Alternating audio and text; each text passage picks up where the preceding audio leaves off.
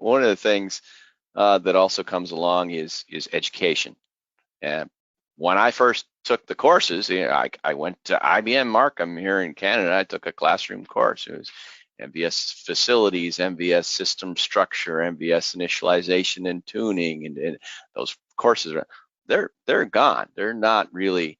There's some online stuff, but you probably guessed, Frank. I'm looking at you because I guess there are other methods for education these days, and you might have had some small involvement with a couple of books that I still rely on heavily. Well, the good bits were probably written by somebody else. I was just a spell checker in my Red Books days. But yeah, I mean that there are lots of useful sources of information out there. I think the one thing you need to be a little bit careful of is, before I see a tip out on the internet and run off and I try that out on my production system, I might want to, check out and make sure does this person actually know what they're talking about. But beyond that, yeah, I mean, Red Books are still really unmatched in that nobody else has the ability to have the hardware, the software, the access to the developers, and the access to customers and IBM people from the field that the Red Books organization has.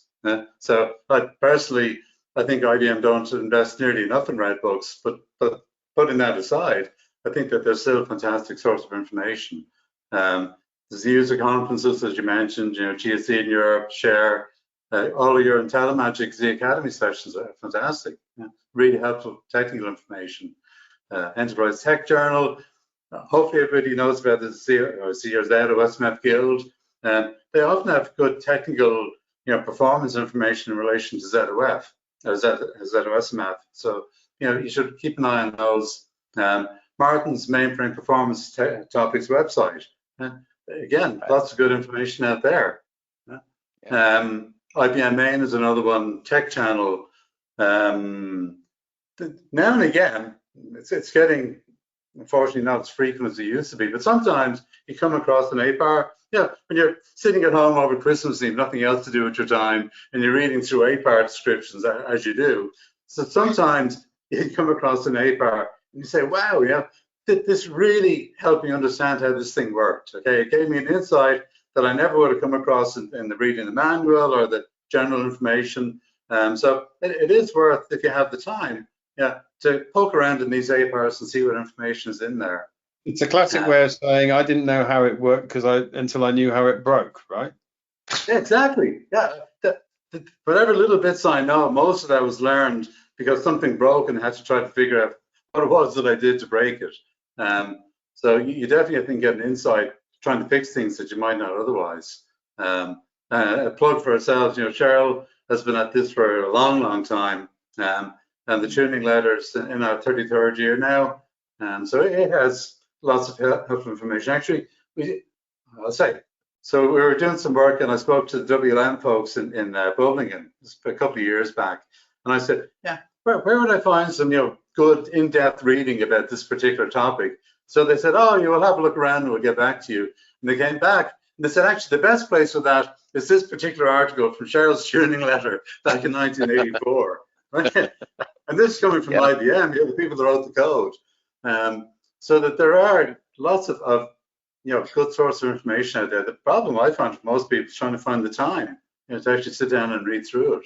So that's a challenge. But if you just have a really short story, just again to point out the value of good performance people. We did some work with a customer in Europe a couple of years back, and they had 7 series Z13s, and it was time to do an upgrade. Okay, and traditionally they'd always had 7 series, and pretty much was a given. We're going to upgrade, so we have 710s today, so we go to 710s, Z15s, and that's it, sort of thing. But the technical people, because they had an interest, they've done a lot of reading and they'd attend the conferences, and they said, well, let's have a look at doing a subcapacity, right? And they really had an uphill battle in their own customer, in their own site, trying to, say, well, let's try this out and see what happens. And they did, and they had a, really significant reduction in MSU consumption because of the combination of their configuration, their particular workload, and the new boxes that they bought. So it worked out really well for them. But that never would have happened if they didn't have people on staff that had that passion and wanted to understand how things work. And they with that knowledge, they could say, okay, so my workload combined with the characteristics of a 6 series box instead of a 7 series should work well for us. And in their case, it did work out really well. And it was so successful, they actually the project got a mention in the company's annual letter to shareholders, which means that the next time they go back looking for money or support to do something, they're much more of an open door going to their executives than if they just had gone down the normal 7 series route in their case. And okay, things got a bit better, we spent a lot of money, and it's just so what sort of thing.